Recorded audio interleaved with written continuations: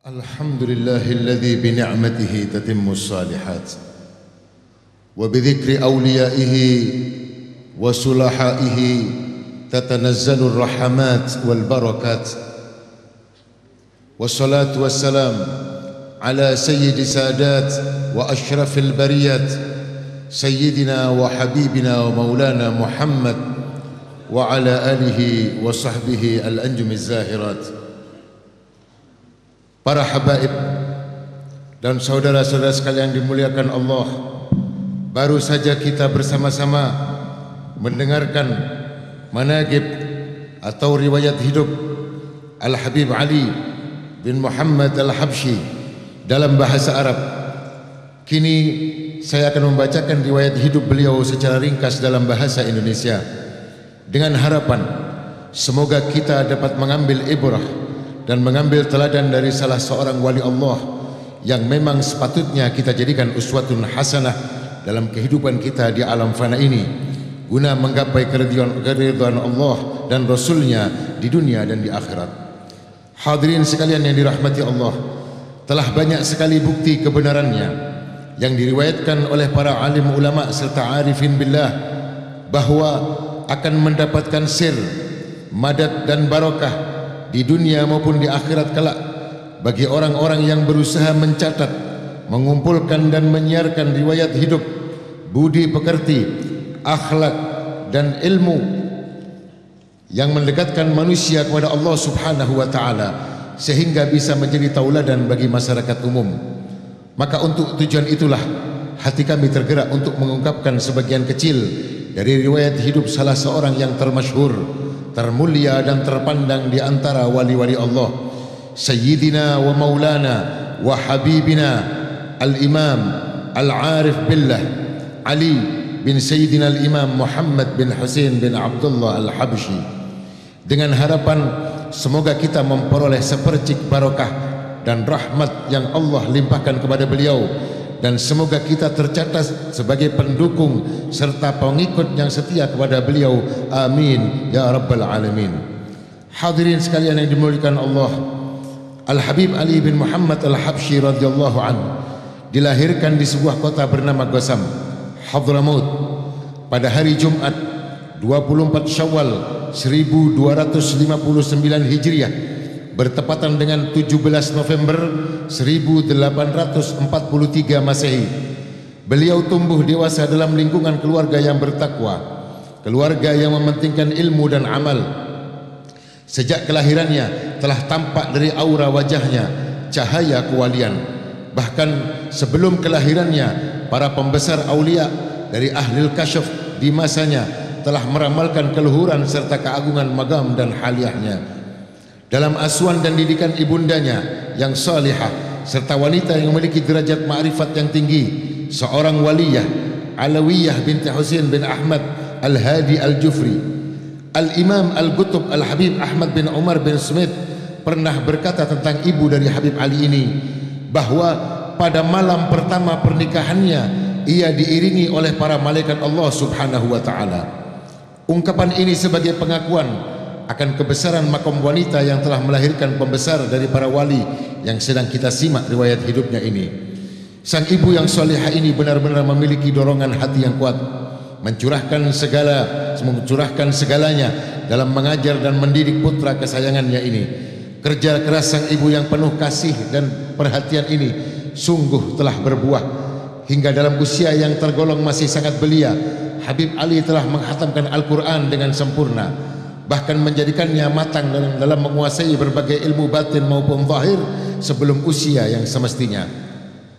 Pendidikan yang ditanamkannya tanpa mengenal lelah telah memberikan pengaruh positif yang senantiasa mengiringi perjalanan hidup Habib Ali di kemudian hari. Ia telah menjalankan tugas yang baik sebagai seorang ibu sekaligus madrasah pertama bagi putranya. Tidaklah heran kiranya dalam waktu yang relatif singkat Al-Habib Ali telah menjadi pusat perhatian penduduk zamannya. Guru-guru beliau yang mulia dan para tokoh aulia terkemuka di masanya telah mengakui kemantapannya dalam penguasaan ilmu dan keluhuran kepribadiannya. Hati mereka diliputi decak kagum dan rasa hormat yang tinggi kepada Habib Ali, hingga mereka pun mengizinkan dan mempersilahkannya untuk menyampaikan ceramah, tausiah dan nasihat-nasihatnya pada setiap kesempatan, juga untuk mengajar di berbagai madrasah, lembaga-lembaga pendidikan agama dan majlis-majlis ta'lim. Ia benar-benar mendapat tempat yang terhormat di kalangan lapisan masyarakatnya.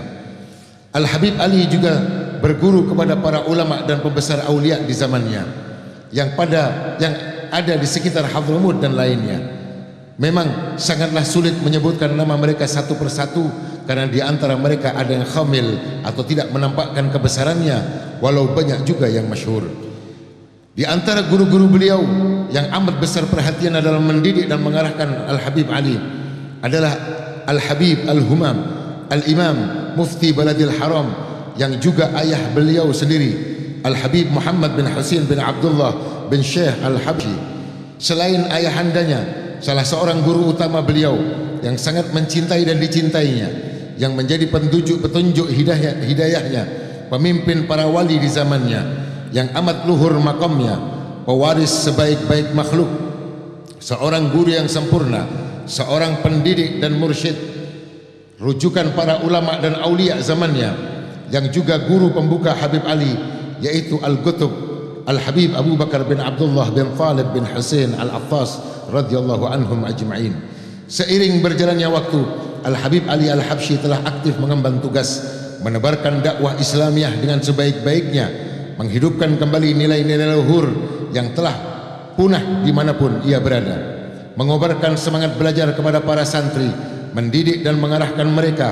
Bahkan perhatiannya yang besar kepada para penuntut ilmu membuat beliau ikut mengurusi sandang pangan mereka.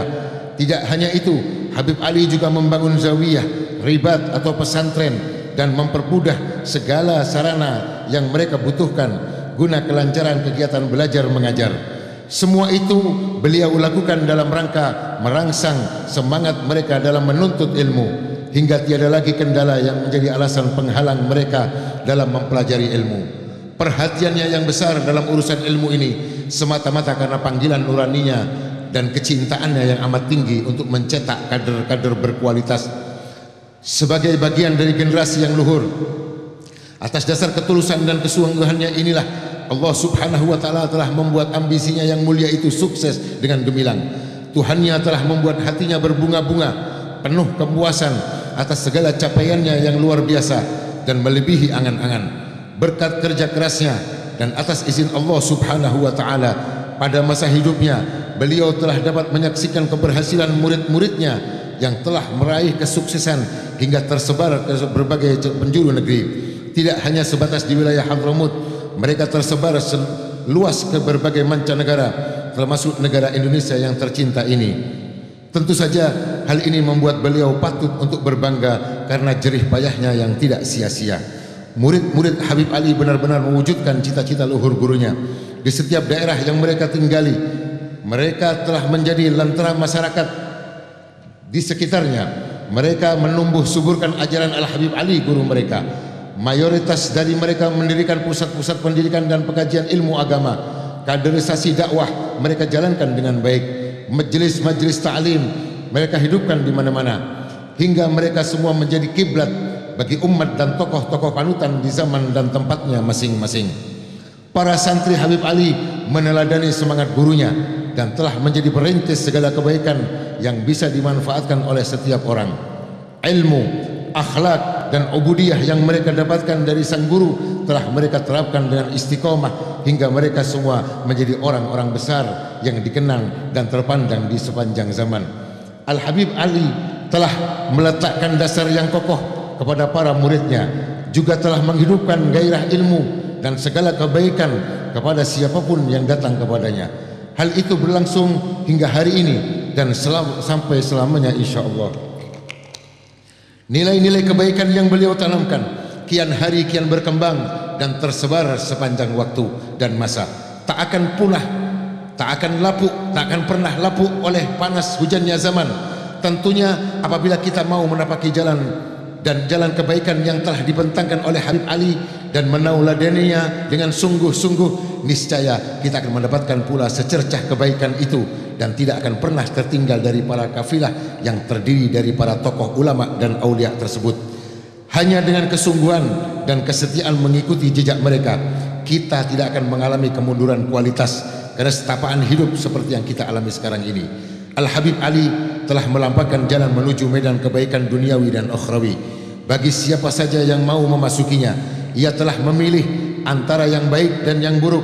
Untaian kalamnya yang tersusun dalam bentuk nazam maupun nathar, wasiat-wasiat dan karya tulisnya serta peninggalan yang lain ibarat samudra luas tak bertepi, penuh dengan mutiara dan permata yang indah. Petuah-petuah yang beliau sampaikan adalah